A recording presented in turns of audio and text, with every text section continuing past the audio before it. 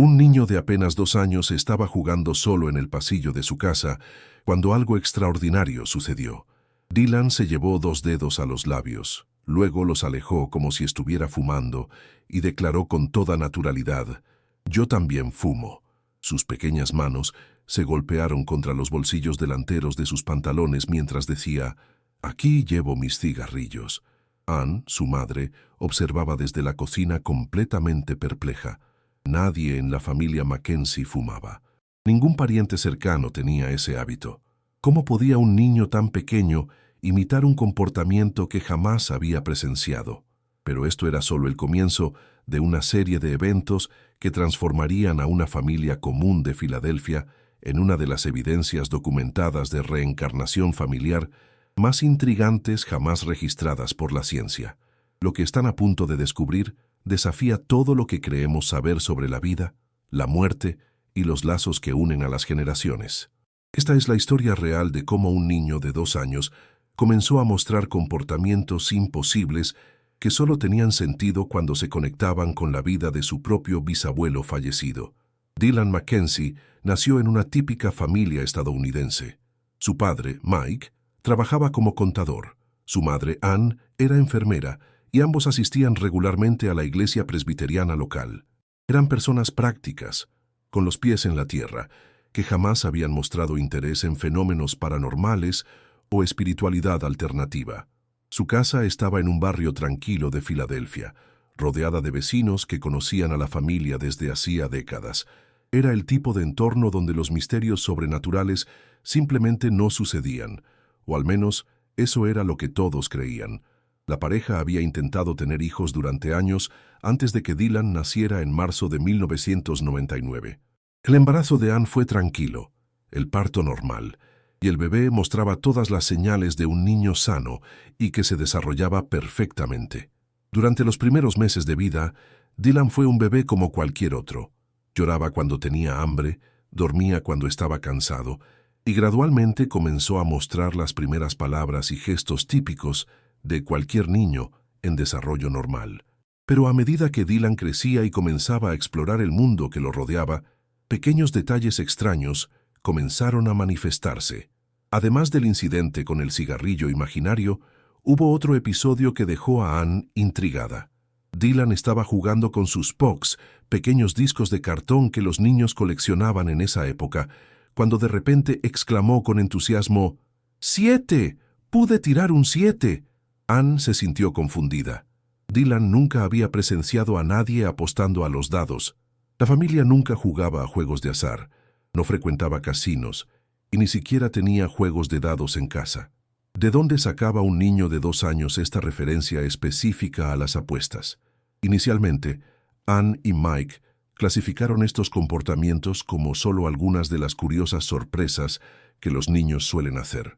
Los padres experimentados siempre cuentan historias sobre cosas extrañas que sus hijos dicen o hacen, y generalmente hay una explicación lógica detrás.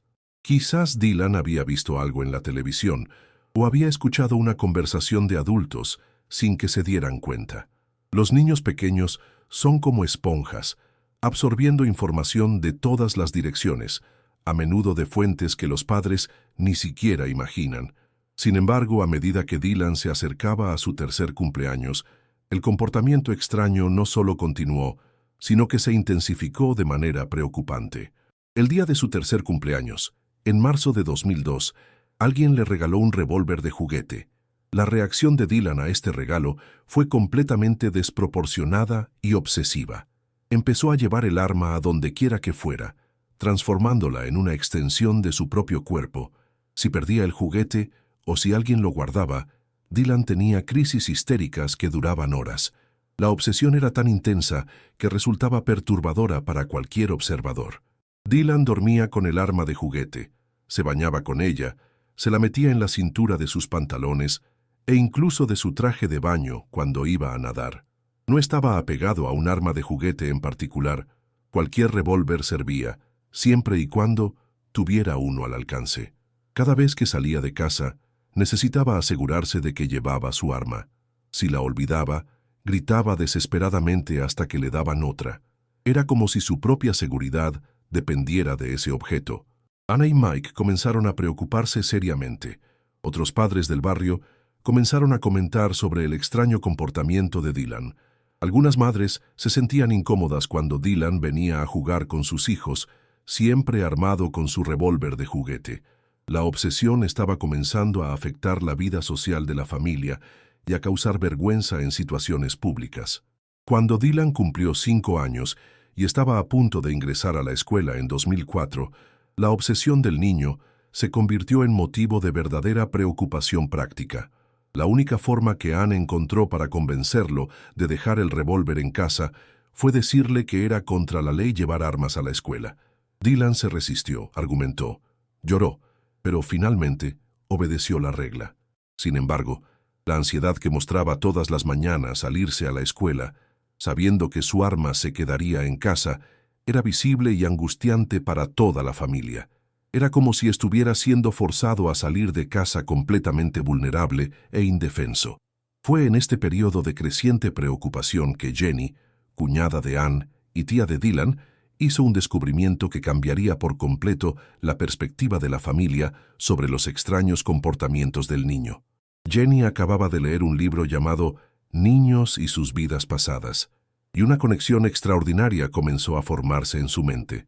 Se dio cuenta de las similitudes perturbadoras entre el comportamiento obsesivo de Dylan y los hábitos de alguien que la familia conocía muy bien, Pop Pop, su abuelo fallecido. Pop Pop, cuyo nombre real era John Mackenzie, había sido policía en Filadelfia durante más de 30 años. Era exactamente el tipo de hombre que la profesión producía en esa época, duro, práctico y siempre armado. Pop Pop tenía un arma en casa y siempre dormía con ella al lado de la cama. Siempre. En sus últimos 3 años de vida, entre 2001 y 2004, se puso muy enfermo.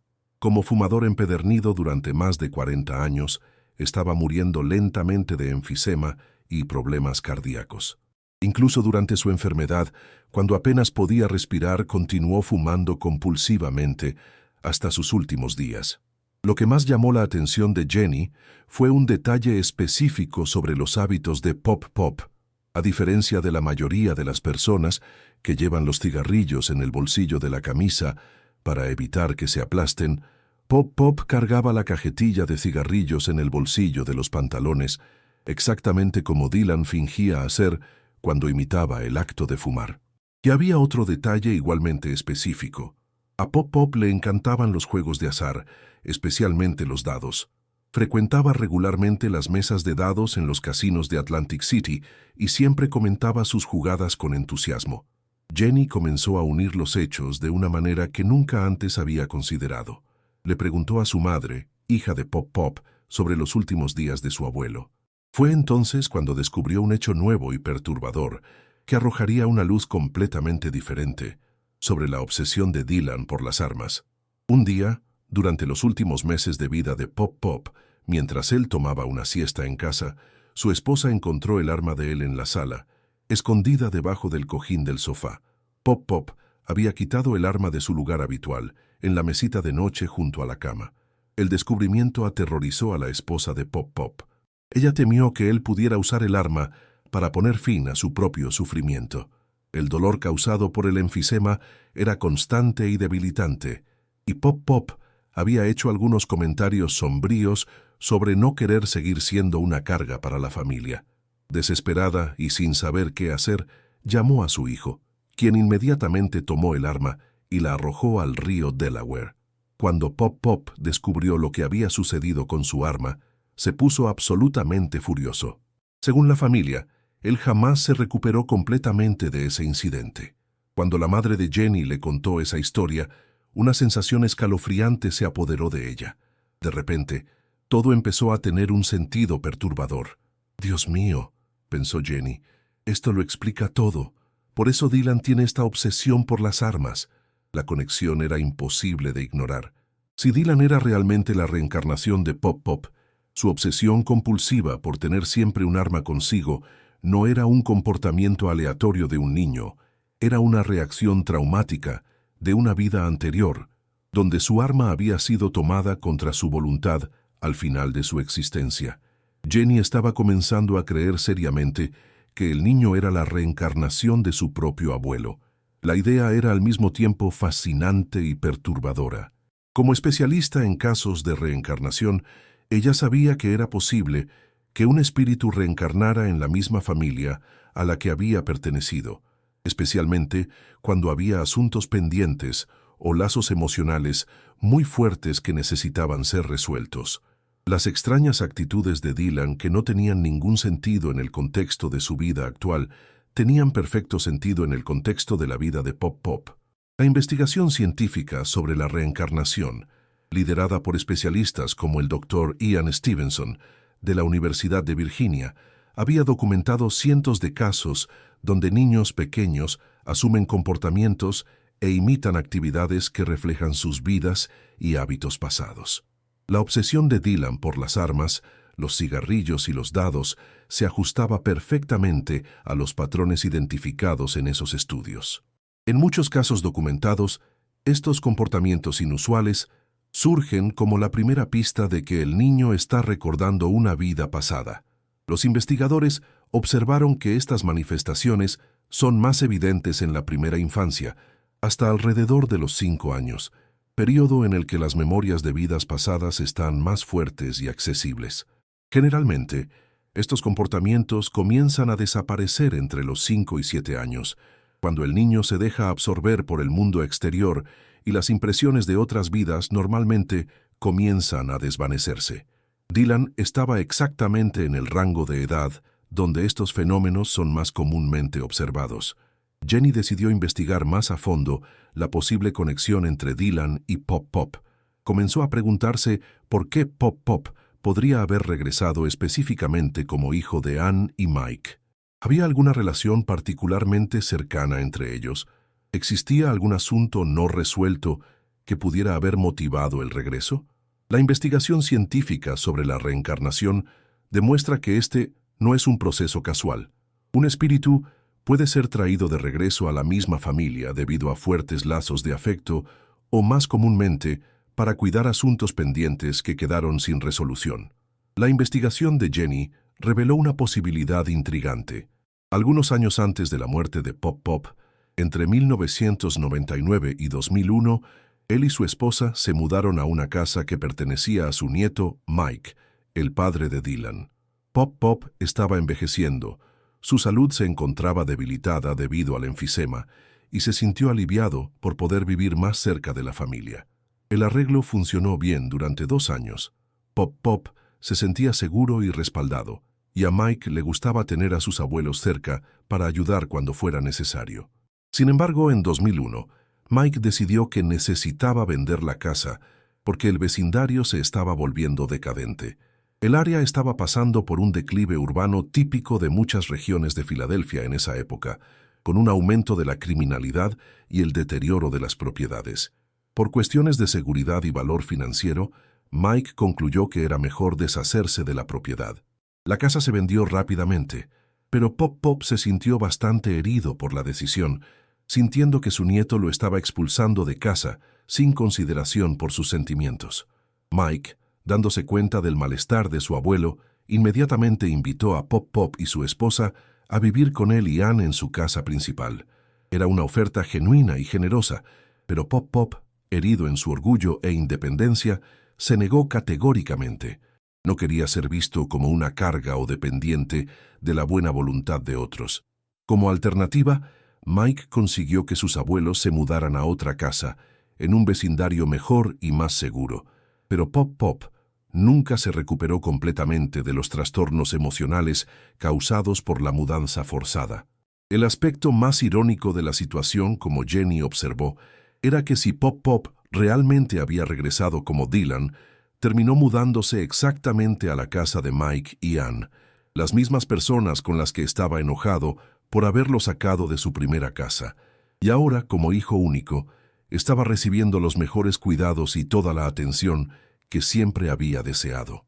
Era como si el universo hubiera orquestado una segunda oportunidad para que todos los involucrados pudieran resolver sus diferencias y sanar las heridas emocionales del pasado.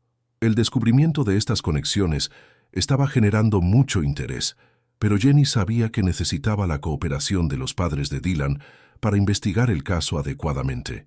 Estaba ansiosa por hablar directamente con Ann y Mike para descubrir si tendrían algún detalle adicional que agregar. Sin embargo, no estaba segura de que aceptarían discutir el tema abiertamente.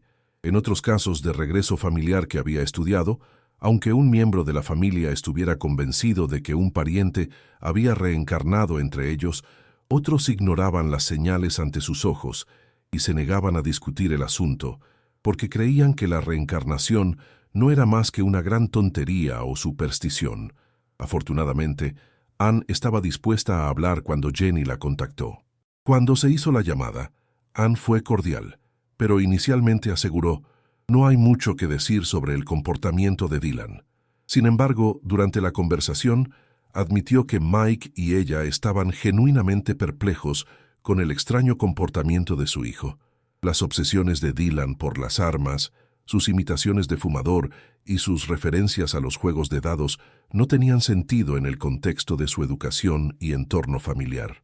Durante la larga conversación telefónica, Ann admitió que estaba intrigada con la coincidencia entre la fijación de su hijo por las armas y la indignación de Pop Pop cuando le quitaron el revólver. Era una conexión que ella nunca antes había considerado, pero que ahora parecía demasiado obvia para ser ignorada.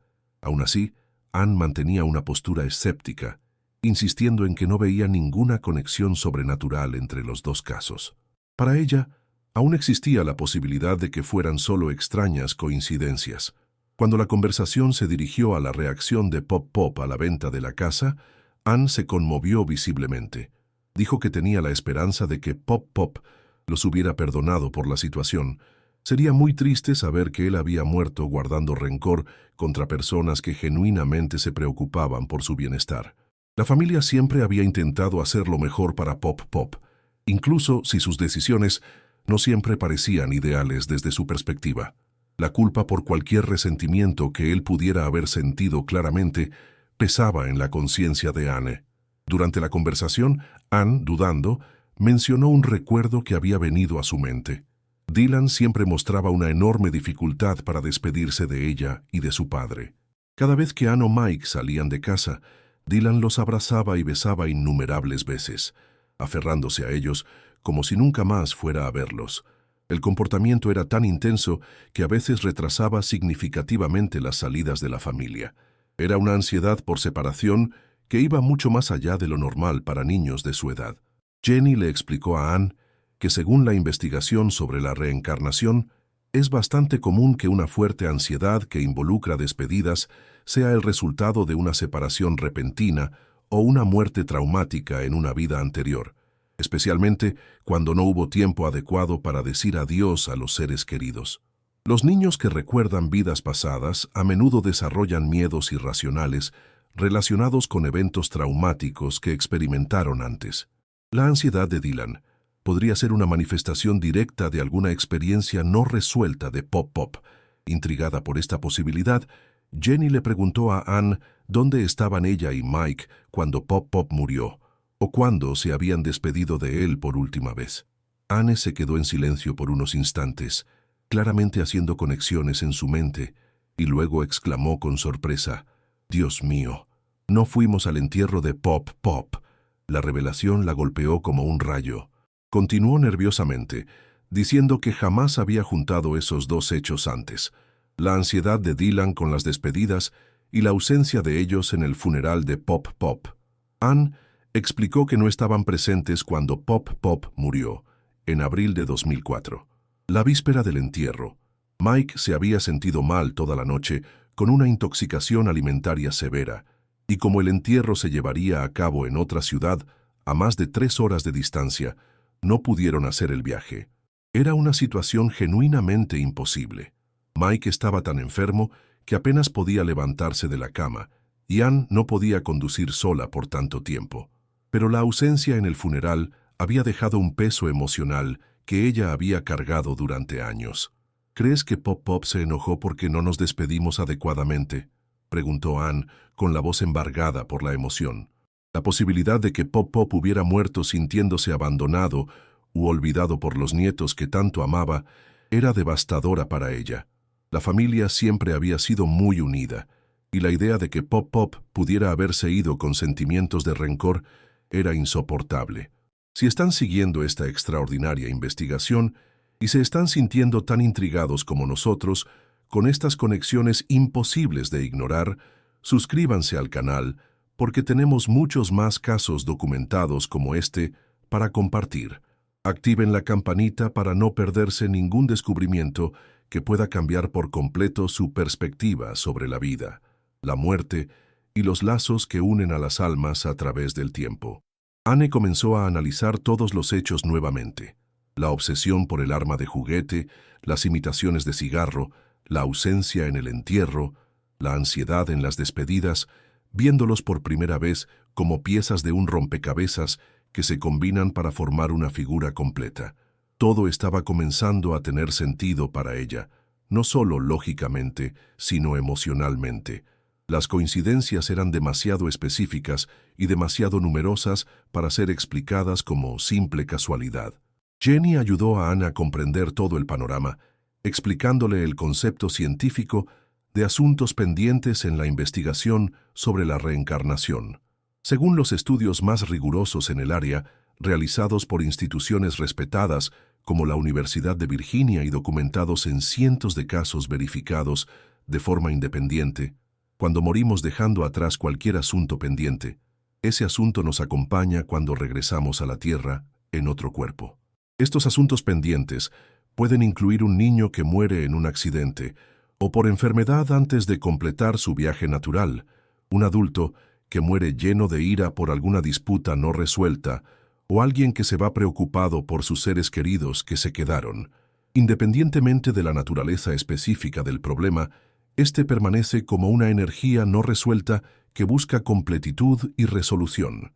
Cuando el espíritu regresa, trae consigo un impulso instintivo de finalizar o resolver esas cuestiones inacabadas. En el caso de Pop Pop, múltiples factores podrían haber motivado su regreso a la familia. El amor genuino que sentía por sus descendientes, combinado con las cuestiones emocionales no resueltas de su muerte, pueden haberlo llevado de regreso al seno familiar. Debido a que se sentía profundamente incómodo con la mudanza forzada al final de su vida, y porque su arma le había sido arrebatada sin su consentimiento, su espíritu pudo haber quedado en un estado de desasosiego que impedía una transición pacífica al más allá. El período entre la muerte de Pop Pop en abril de 2004 y los primeros signos extraños en el comportamiento de Dylan coincidían de manera notable.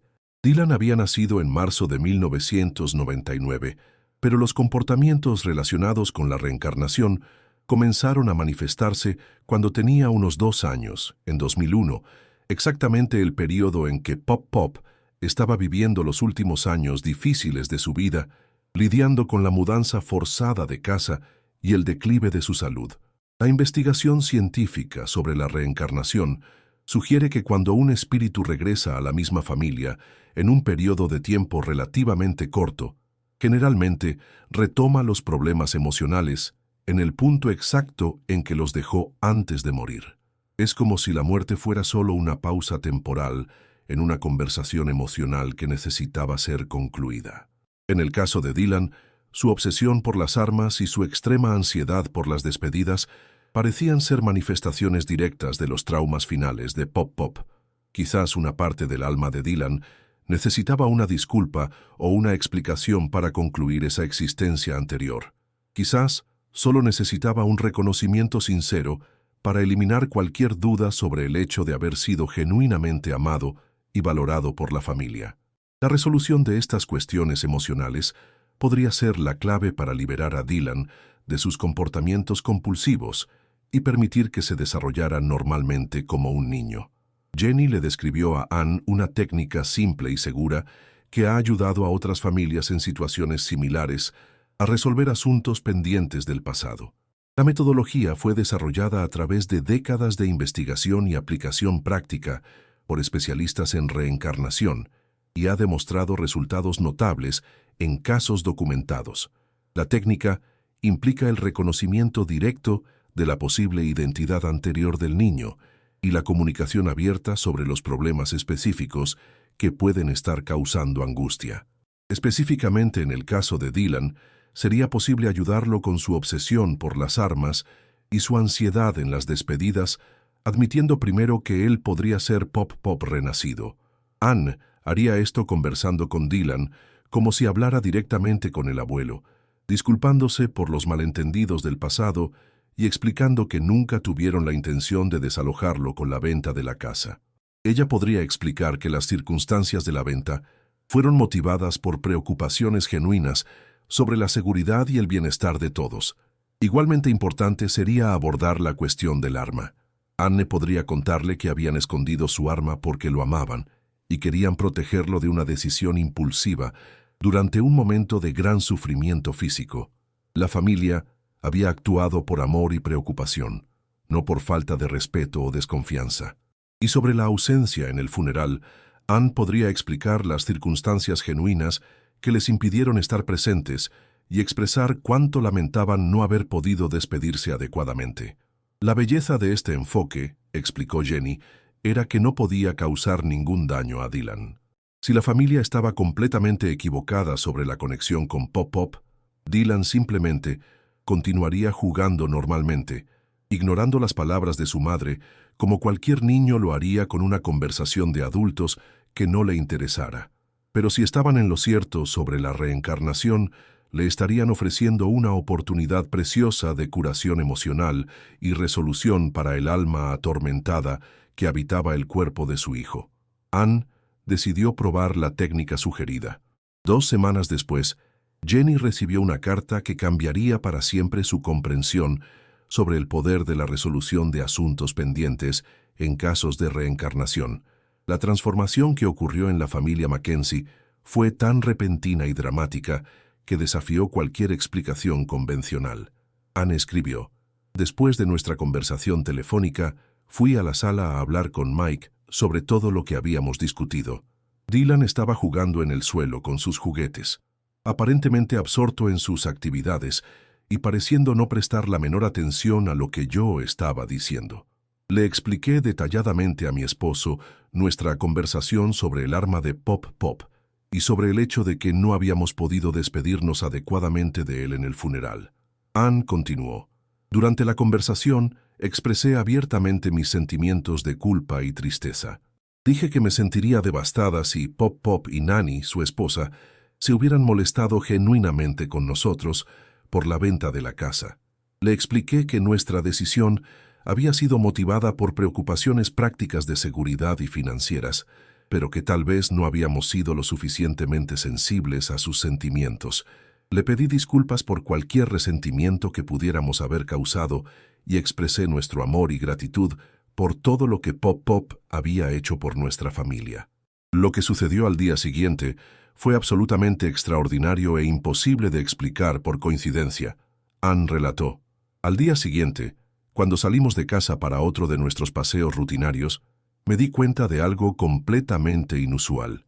Dylan no llevaba su arma de juguete. Por primera vez en más de 2 años, se estaba preparando para salir de casa sin el revólver que se había convertido en una extensión permanente de su cuerpo. Preocupada por la posibilidad de tener que regresar a mitad de camino para buscar el arma olvidada, algo que había sucedido docenas de veces antes, Ann le preguntó a Dylan dónde estaba su revólver. La respuesta del niño la dejó completamente sin palabras.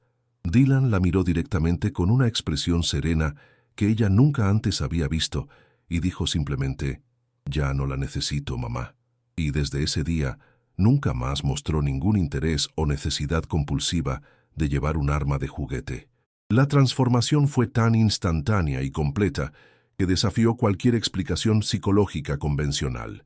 Ann enfatizó: «Este cambio radical debe haber tenido algo que ver con lo que le dije a Mike la noche anterior. Antes de eso, nada de lo que le dijéramos a Dylan podría convencerlo de que no necesitaba un revólver. Habíamos intentado razonar con él, le habíamos ofrecido recompensas por dejar el arma en casa, incluso habíamos consultado a un pediatra sobre el comportamiento obsesivo. Nada funcionaba, pero algo había cambiado fundamentalmente en el alma de Dylan durante esa conversación aparentemente casual entre sus padres». Ann observó: «Creo que, al escuchar nuestra conversación, Aunque Dylan no participara activamente en ella, él entendió a un nivel profundo que sus preocupaciones habían sido escuchadas y sus cuestiones emocionales habían sido reconocidas y resueltas. Fue como si un peso enorme hubiera sido quitado de sus pequeños hombros. La revelación más profunda vino cuando Anne reflexionó sobre el significado más amplio de la experiencia. Creo que el alma de Pop Pop, manifestándose a través de Dylan, necesitaba tener la certeza de que cuidaríamos de él adecuadamente. Necesitaba entender que nuestra decisión sobre la casa no había sido motivada por desprecio o indiferencia, sino por amor y preocupación genuinos.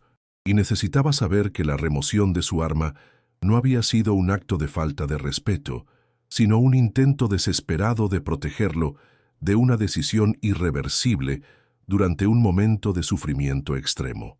Después de escuchar sobre esta extraordinaria transformación en Dylan, en los comentarios, compartan sus propias experiencias. ¿Han tenido algún encuentro inexplicable con seres queridos fallecidos? ¿Han sentido que conocían un lugar que nunca habían visitado?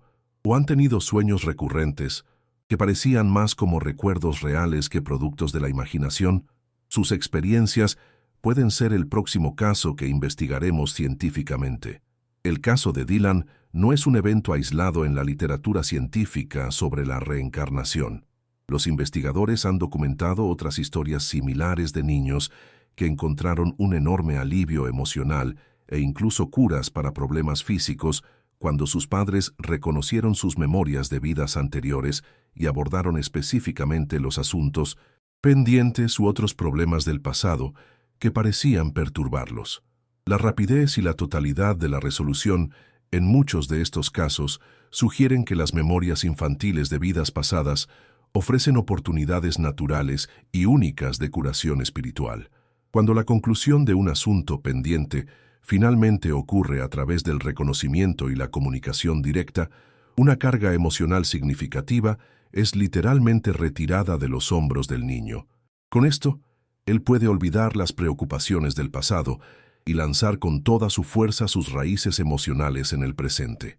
El niño se vuelve libre para desarrollarse de manera más creativa, alegre y psicológicamente saludable, sin las interferencias traumáticas de experiencias de una vida anterior.